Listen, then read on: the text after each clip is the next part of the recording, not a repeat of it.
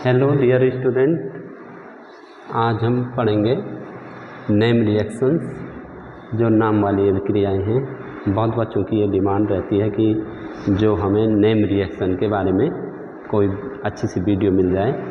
और इसमें तो हमारी 30 से 35 तक हमारे जो नेम रिएक्शन हैं, हम इनको छोटी छोटी वीडियो के रूप में आपको इन नेम रिएक्शन को बताएंगे। अभी आज की जो हमारी नेम रिएक्शन होंगी, ये 10 नेम रिएक्शन होंगी और इनके बारे में हम आपको अच्छी तरीके से बतलाएंगे। तो शुरू करते हैं। पहली जो नेम रिएक्शन है वो है वुर्ज।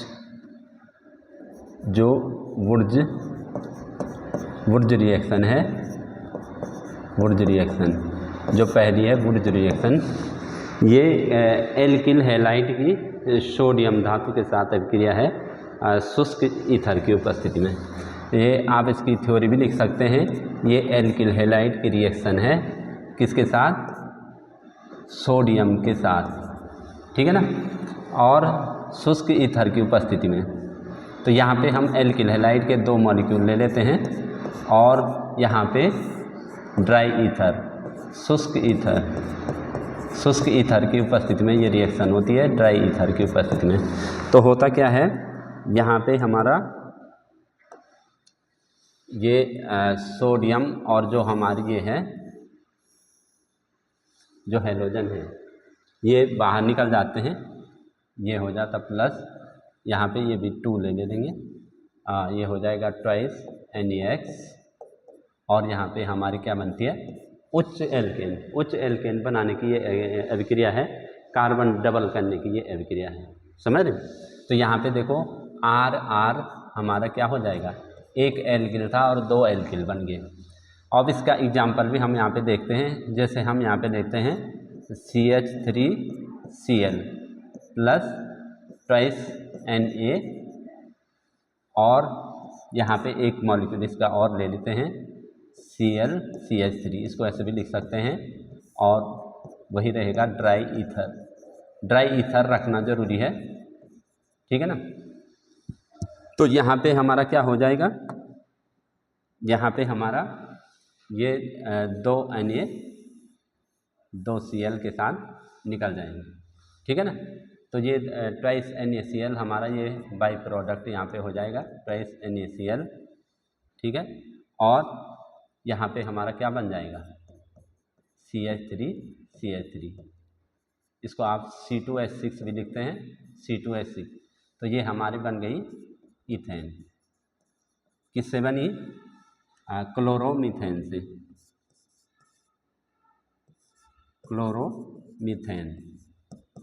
क्लोरोमीथेन से हमारी क्या बनी? ये क्लोरोमीथेन से हमारी इथेन बनी है। यहाँ पे एक कार्बन से कार्बन डबल करने की ये प्रोसेस है। ये देखो 2 कार्बन, एक कार्बन से 2 कार्बन यहाँ पे बने हैं। और आप इसके बहुत सारे एग्जांपल ये ले सकते हैं। जैसे आपको कहा जाए कि आप क्लोरोमेथेन से एथेन कैसे बनाओगे, तो ये आपकी कन्वर्जन में भी काम आएगी। सेकेंड है हमारी वुर्ज फिटिंग। जो हमारी है वुर्ज फिटिंग में क्या होता है? एक एल्किल हैलाइड और एक एरिल हैलाइड, ठीक है ना। एक एल्किल हैलाइड और एरिल हैलाइड, ये रिएक्शन होती है। आप इसकी थ्योरी लिख सकते हैं। जब एल्किल हैलाइड और एरिल हैलाइड की सोडियम धातु से अभिक्रिया शुष्क ईथर की उपस्थिति में कराई जाती है, तो एरोमेटिक हाइड्रोकार्बन हमें यहाँ पे प्राप्त होता है, ठीक है ना। तो यहाँ पे एक लेंगे हम यहाँ पे एरिल हैलाइड, ठीक है, और प्लस ट्वाइस Na, और प्लस एक लेंगे यहाँ पे हम एल्किल हैलाइड। और कंडीशन वही रहेगी कि ड्राई ईथर। कंडीशन क्या रहेगी? Dry ether. तो फिर यहाँ पे वही प्रोसेस हो जाएगा, जो दोनों इलेक्ट्रोनेगेटिव और इलेक्ट्रोपॉजिटिव, ठीक है ना। ये हमारा ये ग्रुप हमारा चला जाएगा प्लस ट्वाइस NaX, ठीक है ना। ये देखिए यहाँ पे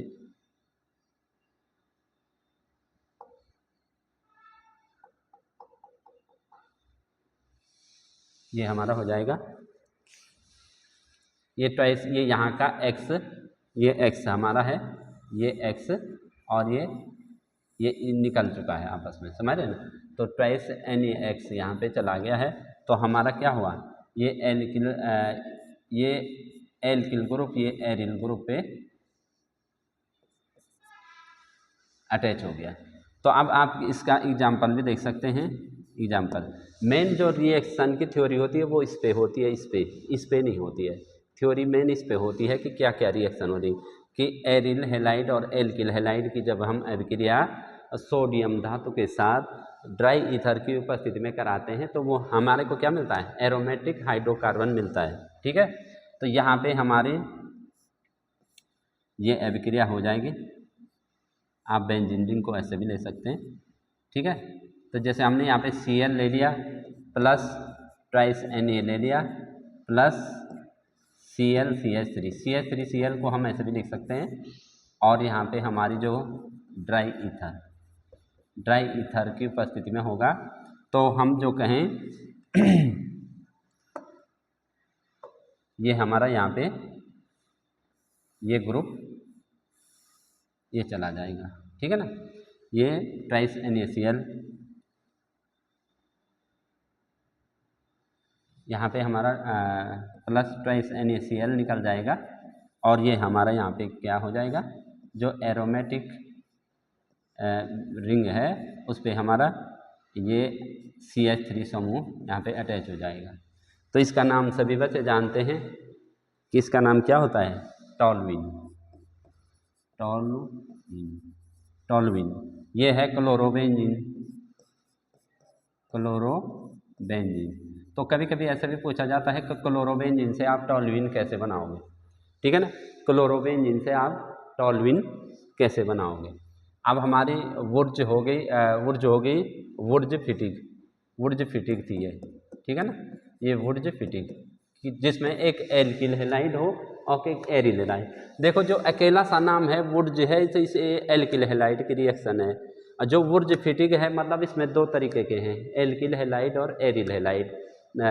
जो हमारी मेटल है वो सोडियम रहेगी, जो हमारा रिएजेंट है वो ड्राई ईथर रहेगा। ठीक है ना, अब वुर्ज फिटिक में दो अलग अलग आ गए। अब फिटिक आएगा तो उसमें दोनों के दोनों एरिल हैलाइड होंगे। ठीक है ना, तो जो हमारी फिटिक आएगी नंबर तीन फिटिक जो रिएक्शन होगी, फिटिक रिएक्शन, तो इसमें क्या होंगे, दोनों के दोनों, इसकी थ्योरी आप आसानी से लिख सकते हैं कि दोनों के दोनों हमारे यहाँ पे क्या होंगे, एरिल हैलाइड। दोनों के दोनों क्या होंगे, एरिल हैलाइड, ये एरिल हैलाइड। और जब इसकी हम किससे रिएक्शन करेंगे, सोडियम धातु के साथ। ठीक है, और इसके दो मॉलिक्यूल हम लेंगे,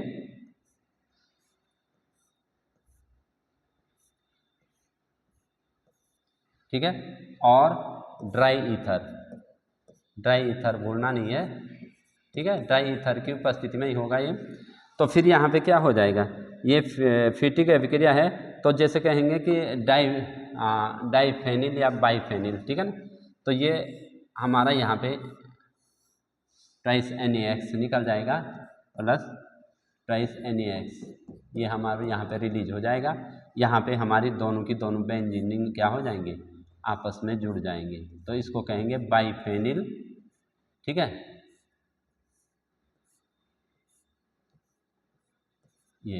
ये बाईफेनिल या डाईफिनाइल, फेनिल बोलते हैं, फेनिल, ये फेनिल समूह है, ये आपस में जुड़ गए।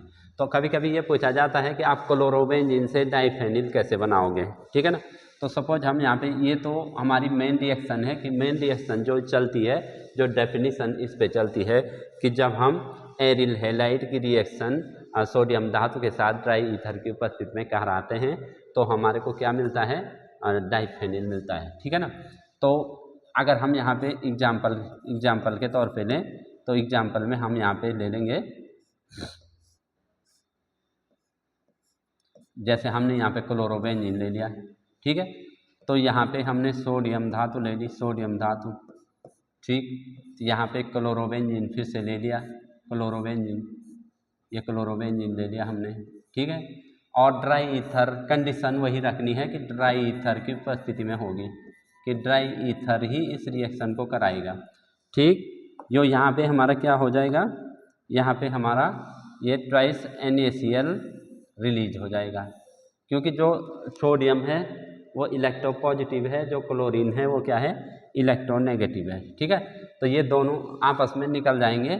यहाँ पे हमारा हो जाएगा प्लस ट्वाइस NaCl, ये बाहर निकल गया, और यहाँ पे हमारी दोनों बेंजीन रिंग क्या हो गई, आपस में जुड़ गई है। ठीक है, ये बेंजीन रिंग आपस में जुड़ गई, तो ये हमारा डाइफेनिल या कहीं पे बाइफेनिल भी लिखा होगा, तो बात एक ही है। ठीक है, तो आप कैसे बनाओगे क्लोरोबेंजीन से, तो इस प्रकार बनाओगे। कभी कभी ऐसा पूछा जाता है कि बेंजीन से आप बाइफेनिल कैसे बनाओगे, तो बेंजीन से पहले क्लोरोबेंजीन बना दो। ठीक है, कि फोटोन की उपस्थिति में क्लोरीन की रिएक्शन करा दो तो क्लोरोबेंजीन बन जाएगा, फिर क्लोरोबेंजीन से बनाना फिर आसान है बाइफेनिल। ठीक है, तो ये हमारी तीसरी नेम रिएक्शन है। चौथी हमारी नेम रिएक्शन है हुंसडिकर, है ना, हंसडिकर या हम हुंसडिकर बोलते हैं, है ना, हुंसडिकर रिएक्शन। ठीक है, तो ये किसको बनाने की ये अभिक्रिया है, हुंसडिकर। तो हुंसडिकर जो रिएक्शन है ये है आपकी एल्किल हैलाइड बनाने की रिएक्शन। तो हुंसडिकर रिएक्शन में ये होता है कि जब वसा अम्ल के सिल्वर लवण की रिएक्शन, वसा अम्ल है ये, है ना, जैसे है RCOOAg, वसा अम्ल के जब सिल्वर लवण की जब हम रिएक्शन किससे कराते हैं, ब्रोमीन या क्लोरीन से कराते हैं, ब्रोमीन या क्लोरीन से कार्बन टेट्राक्लोराइड की उपस्थिति में। देखो थ्योरी आप लोगों ने खुद लिखनी है, जिसको रिएक्शन लिखनी आ जाएगी उसको थ्योरी अपने आप आ जाती है। इसकी थ्योरी कैसे लिखनी है, देखो वसा अम्ल के सिल्वर लवण की रिएक्शन या ब्रोमीन या क्लोरीन की के साथ ये कार्बन टेट्राक्लोराइड की उपस्थिति में जब कराते हैं तो हमें यहाँ पे एल्किल हैलाइड मिलता है। तो होता क्या है, यहाँ पे आप देखिए, यहाँ पे क्या होता है, ये जब हम इसको गर्म करते हैं, इसका आसवन गर्म करते हैं, तो ये CO2 टूट जाता है, और ये Br, ये CO2 आपस में टूट जाता है, और Br जो होता है, Br को हम Br भी लिख सकते हैं ऐसे, Br। तो एक Br इसके पास चला जाता है और एक Br इसके पास चला जाता है, तो ये हमारा हो जाता है RBr, समझ रहे, प्लस AgBr प्लस CO2। तो ये है हुंसडिकर रिएक्शन। हुंसडिकर रिएक्शन है कि वसा अम्ल के सिल्वर लवण की अभिक्रिया जब ब्रोमीन या क्लोरीन के साथ कार्बन टेट्राक्लोराइड की उपस्थिति में हम कराते हैं तो हमारा क्या हो जाता है, एल्किल हैलाइड या एल्किल ब्रोमाइड या एल्किल क्लोराइड जो आप बोल सकते हैं। इसका एग्जाम्पल अभी देखते हैं, इसका एग्जाम्पल हुंसडिकर का एग्जाम्पल आप यहाँ पे देखिए। एग्जाम्पल जैसे हम ये रिएक्शन करा रहे हैं CH3COOAg, ये रिएक्शन हम करा रहे हैं, ठीक है, और ब्रोमीन की उपस्थिति में हम करा रहे हैं कार्बन टेट्राक्लोराइड CCl4। तो होगा क्या, जो हम अभी बताए हैं कि होगा क्या, इसमें ये होगा, ये CO2 तो अलग से टूट जाएगा और ये Br जो हो जाएगा, ये Br, एक Br इसके पास चला जाएगा और एक Br इसके पास चला जाएगा। ये CO2 तो टूट गया पहले ही, CO2 पहले ही टूट चुका है, ठीक है ना, तो एक Br इधर चला जाएगा और एक Br इधर चला जाएगा, ठीक है। तो ये हमारा हो जाएगा, ये CH3 के साथ हो जाएगा हमारा CH3Br प्लस AgBr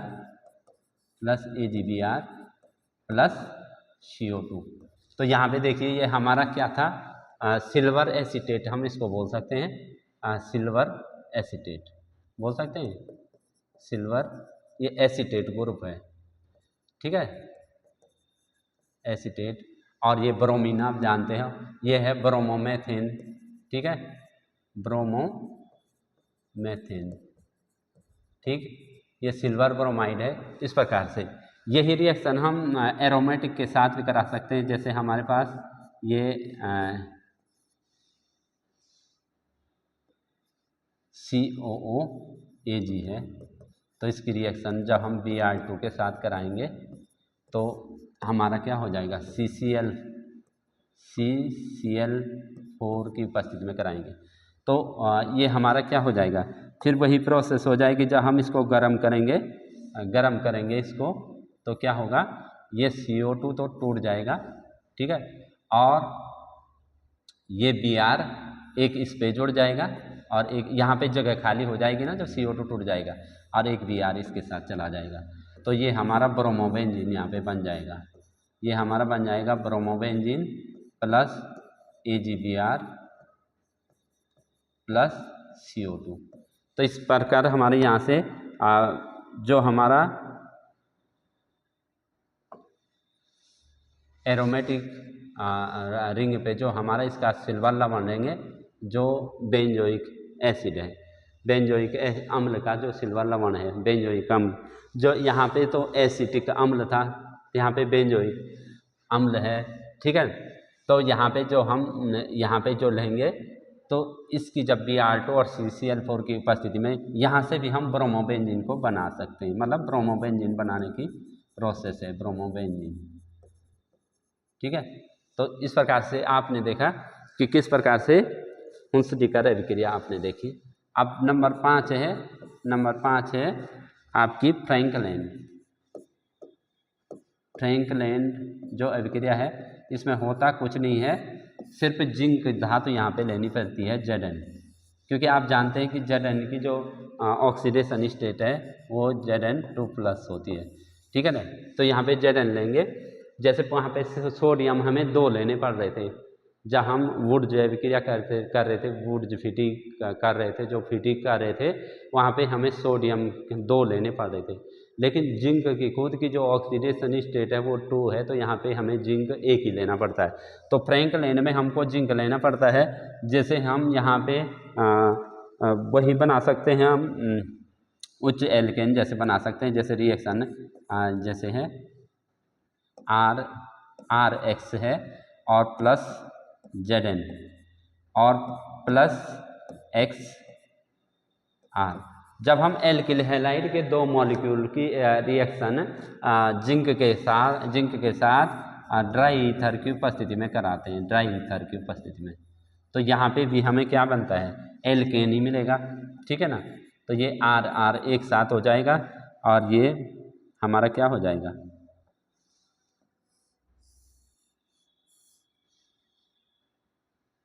ये हो जाएगा, ये हो जाएगा ZnX2, ठीक है। तो जैसे हम यहाँ पे एग्जाम्पल लेते हैं, जैसे हम ले रहे हैं CH3Cl plus Zn plus CH3Cl को हम ऐसे भी लिख सकते हैं, ठीक है। तो ड्राई ईथर की उपस्थिति में जब हम कराते हैं, ड्राई ईथर की उपस्थिति में, तो ये हमारा ये ग्रुप अलग हो जाएगा, ठीक है। ये हमारा कौन सा ग्रुप, ये ZnCl2 अलग हो जाएगा, ठीक है। तो हमारा क्या बचेगा,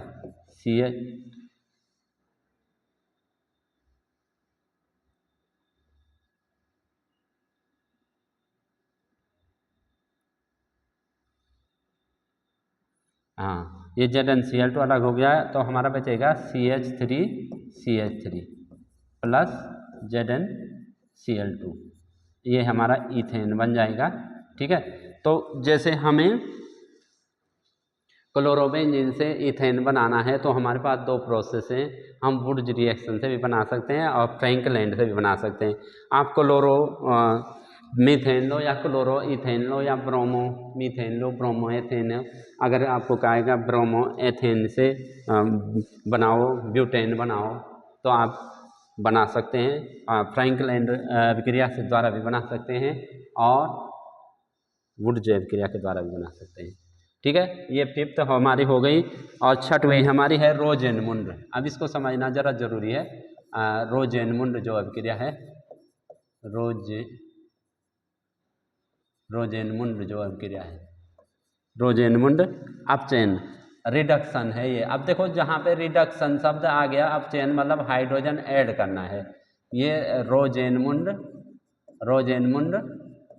ये है अप चेन, समझ रहे? तो अप चेन मतलब हाइड्रोजन को ऐड करना है इसमें, किसमें?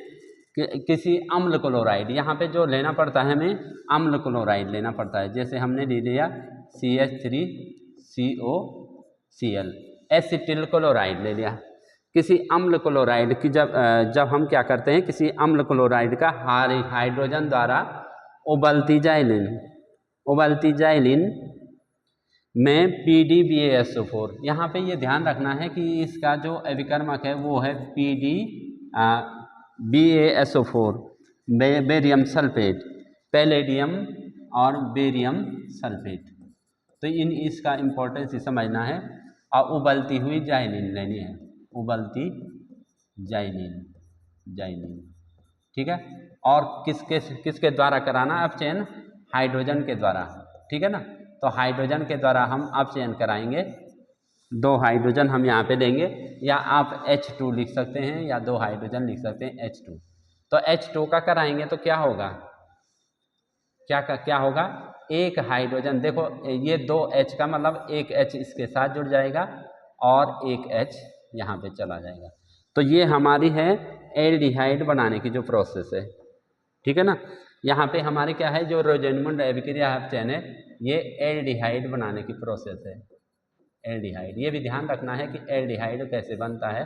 तो एल्डिहाइड बनाने की ये प्रोसेस है जब हम किसी अम्ल क्लोराइड का, है ना, जब हम किसी अम्ल क्लोराइड की अभिक्रिया हाइड्रोजन के द्वारा उबलती हुई जाइलिन में उसको PDBaSO4 के साथ गर्म करते हैं, तो क्या होता है, उसका अपचयन हाइड्रोजन के द्वारा अपचयन कराते हैं। तो हमारा क्या होगा, ये देखो ये HCl, तो 2 H है ना, एक H इसके साथ चला गया तो -HCl ये हो गया, और एक H यहाँ पे जुड़ जाएगा, तो ये हमारा हो गया CH3CHO। तो ये हमारा हो गया एसिटल्डिहाइड, ठीक है ना। एक तो होता कॉमन नेम और एक होता IUPAC नेम। तो एथिनल बोलो या इथेनल या एसिटल्डिहाइड बोलो, ठीक है ना। तो एल्डिहाइड बनाने की ये प्रोसेस है रोजेनमुंड अभिक्रिया, ध्यान रखना है, ठीक है। और नंबर 7 हमारी है अब सिमिट अभिक्रिया। ये भी कई बार पूछी जाती है बोर्ड एग्जाम में। सिमिट अभिक्रिया ये प्राइमरी एमीन बनाने की अभिक्रिया है।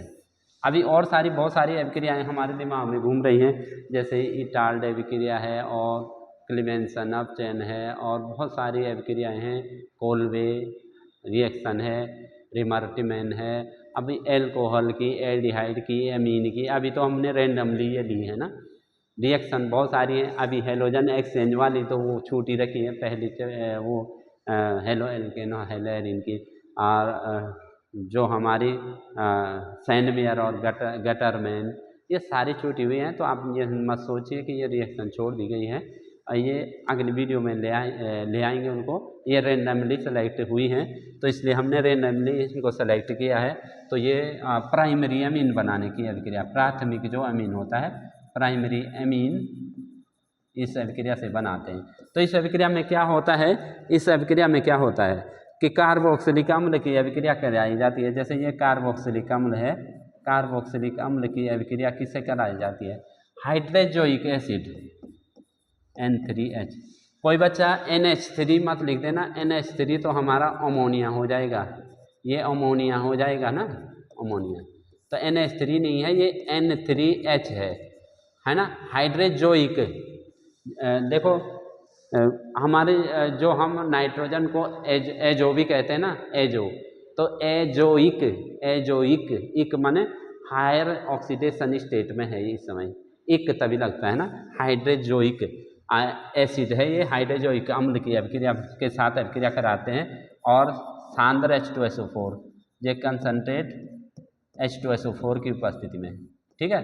तो होता क्या है, जब इसको कंसनट्रेट H2SO4 की उपस्थिति में जब इसको हम गर्म करते हैं, ठीक है, गर्म करते हैं, तो हमारा होता क्या है, हमें तो प्राइमरी अमीन चाहिए, ये CH3 और यहाँ से हमारा क्या हो जाता है, एन, एक एन यहाँ से बचेगा और एक एच ये बचेगा, एक Hg। तो ये हमारा CH3NH2 तो हमारा प्राइमरी एमीन बनेगा ही बनेगा, ठीक है ना। उसके बाद ये CO2 भी क्या हो जाएगा, टूट जाएगा। CO2 भी हमारा टूट जाएगा, प्लस CO2 भी यहाँ पे हमारा क्या हो जाएगा, CO2 भी टूट जाएगा, प्लस यहाँ पे 2 N2 बच रहे हैं, तो N2 नाइट्रोजन गैस भी निकल जाएगी इस प्रकार से। तो यहाँ पे जो प्राइमरी एमीन बनाने की अभिक्रिया है सिमिट अभिक्रिया, तो इसकी आप थ्योरी लिख सकते हैं। जब कार्बोक्सिलिक अम्ल की अभिक्रिया हाइड्रोजोइक अम्ल के साथ सांद्र H2SO4 की उपस्थिति में कराई जाती है तो हमको प्राथमिक एमीन प्राप्त होती है और इस अभिक्रिया को हम सिमिट अभिक्रिया कहते हैं। ये थ्योरी तो आप खुद लिखेंगे, ठीक है ना। तो ऐसी थ्योरी आप खुद लिखेंगे। और अब यहाँ पे जो हमारी नेक्स्ट अभिक्रिया जो आ रही है वो है केनिजारो। केनिजारो अभिक्रिया, केनिजारो, केनिजारो अभिक्रिया। अब इसमें आपने ये सोचना है केनिजारो अभिक्रिया या एल्डोल संघनन, ये दो अभिक्रियाएं इंपॉर्टेंट हैं। केनिजारो अभिक्रिया में क्या होता है, एल्फा हाइड्रोजन विहीन जो हमारे एल्डिहाइड होते हैं कि एल्फा हाइड्रोजन विहीन, एल्फा हाइड्रोजन विहीन माने जिनमें नहीं होता है, विहीन एल्डिहाइड में ये रिएक्शन होती है। एल्डिहाइड में एल्डिहाइड की ये अभिक्रिया है। और यहाँ पे जो हमारा क्षार लिया जाता है वो सांद्र लिया जाता है, सांद्र NaOH। ये आपने ध्यान रखना कि टेस्ट में पूछा जाता है 50% के लगभग। जैसे एल्डोल संघनन में लेंगे आप 10% लेंगे, यहाँ पे 50% जो सांद्र NaOH को लेंगे। तो एल्फा हाइड्रोजन विहीन, जैसे हमारा यहाँ पे देखो, जैसे हमारा ये CH3CHO है तो इस पर कार्बन पे हमारा क्या है, फंक्शनल ग्रुप है, तो तब एल्फा कार्बन ये है, तो इसमें तो एल्फा कार्बन है तो ये इसके अंतर्गत नहीं आएगा। हाँ, इसके अंतर्गत हमारा ये आ सकता है HCHO। देखो इस कार्बन पे ही एल्डिहाइड समूह ये पूरा का पूरा है CHO, और इसके बाद कोई कार्बन नहीं है। तो इसके बाद का जो कार्बन होता है उससे अगला जो कार्बन होता है वो एल्फा कार्बन होता है, और उस पर अटैच जो हाइड्रोजन होती वो एल्फा हाइड्रोजन होती। तो इसके पास एल्फा हाइड्रोजन नहीं है क्योंकि इसके पास एल्फा कार्बन नहीं है, ठीक है ना। तो इसके हम दो मॉलिक्यूल लेते हैं और यहाँ पे सांद्र NaOH के साथ रिएक्शन कराएंगे, कंसंट्रेट NaOH जो हमारा होता है 50% जो कंसंट्रेशन इसकी होती है। तो ये NaOH की जो अभिक्रिया कराते हैं तो यहाँ पे होता क्या है, यहाँ पे एक तो एल्कोहल बनता है और दूसरा फॉर्मेट बनता है, अम्ल बनता है। तो यहाँ पे पहला बनता है CH3OH और प्लस HCOONA, ठीक है ना। जैसे देखो ना,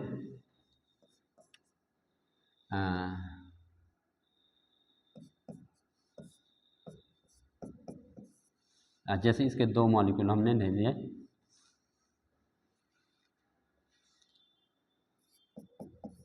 ये कार्बोनिल ग्रुप वाले हैं ना, ये कार्बोनिल ग्रुप वाले हैं।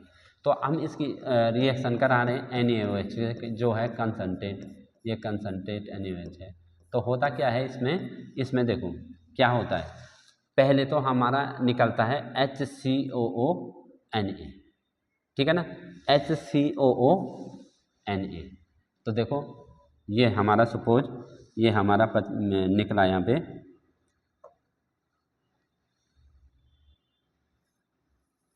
HCOONA, ये निकला हमारा, ठीक है ना। HCOONA ये हमारा निकला HCOONA, ये हमारा अम्ल ही निकल रहा है ये, ठीक है ना। तो अगर यहाँ पे H होता तो फॉर्मिक अम्ल होता है कि नहीं, ठीक है ना।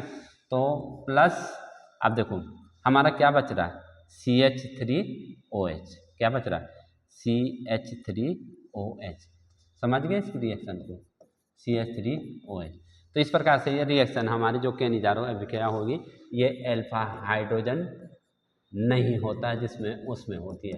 तो ये बेंजल्डिहाइड में भी हो जाएगी फिर, क्योंकि बेंजल्डिहाइड का भी क्या होता है, ये बेंजल्डिहाइड है, जब बेंजीन पे डायरेक्टली CHO समूह अटैच है तो CHO समूह कैसे अटैच हुआ, जब यहाँ से हाइड्रोजन हटा होगा तभी तो अटैच होगा। यहाँ पे हाइड्रोजन है, यहाँ पे है, यहाँ पे भी है, और यहाँ पे भी है, और यहाँ पे भी है। तो ये हमारा फंक्शनल ग्रुप है। तो यहाँ पे कार्बन तो है, तो ये है अल्फा कार्बन, लेकिन इस कार्बन पे हाइड्रोजन नहीं है। तो बेंजल्डिहाइड भी ये रिएक्शन देगा। ठीक है, तो बेंजल्डिहाइड भी क्या देगा, ये रिएक्शन देगा। तो इसी प्रकार बेंजल्डिहाइड के भी हम 2 मॉलिक्यूल लेंगे और NaOH के साथ रिएक्शन कराएंगे तो क्या होगा, यहाँ पे सेम प्रोडक्ट बनेगा। एक तो बनेगा क्या होगा, बेंजल्डिहाइड पे यहाँ होगा COONA। ठीक है, सोडियम बेंजोएट, सोडियम फॉर्मेट है ना, ये है आपका सोडियम फॉर्मेट, क्योंकि एक कार्बन को फॉर्म कहते हैं। ठीक है ना, तो सोडियम फॉर्मेट, ये है सोडियम बेंजोएट। ठीक है, और यहाँ पे क्या बनेगा, यहाँ बेंजीन पे क्या बनेगा, ये CH2OH। ठीक है, बेंजीन एल्कोहल जो बनेगा इस प्रकार से ये होगा। ठीक, अब इसके बाद है एल्डोल संगनन, जो हमारी 9वीं वाली है, वो है एल्डोल संगनन।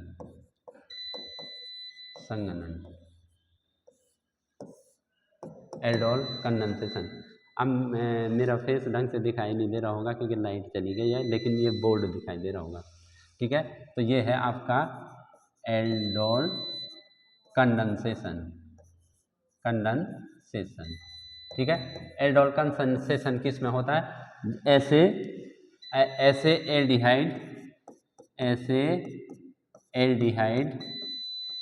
एल्डिहाइड या कीटोन जिनमें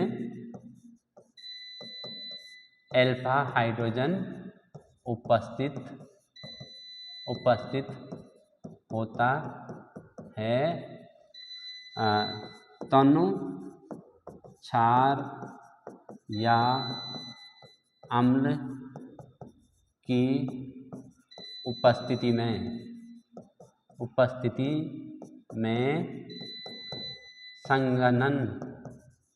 संगनित होकर बीटा हाइड्रोक्सी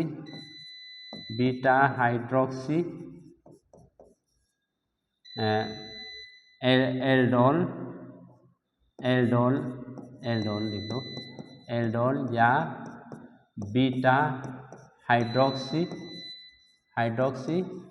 कीटोन देते हैं। ये है हमारी एल्डोल रिएक्शन।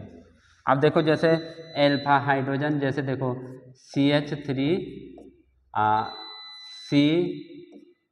CHO, तो ये फंक्शनल ग्रुप है, तो इसके पास 3 अल्फा हाइड्रोजन, ये अल्फा कार्बन है। ठीक है ना, ये अल्फा कार्बन है। तो फिर यहाँ देखिए प्लस जब रिएक्शन कराएंगे तो यहाँ पे हमारा CH3 है CHO, तो ये अल्फा, ये फंक्शनल ग्रुप वाला कार्बन है, तो ये अल्फा कार्बन है, तो इस पे अल्फा हाइड्रोजन है। तो क्या होता है कि ये हाइड्रोजन और ये आपस में जुड़ जाते हैं।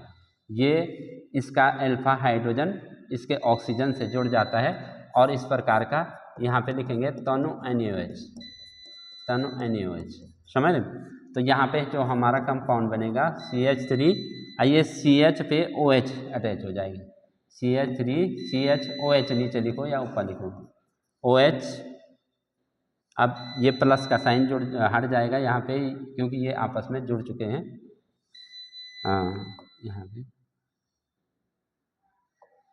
ये CHOH, ये OH यहाँ जुड़ चुका है ना, तो ये हो जाएगा CH2CHO।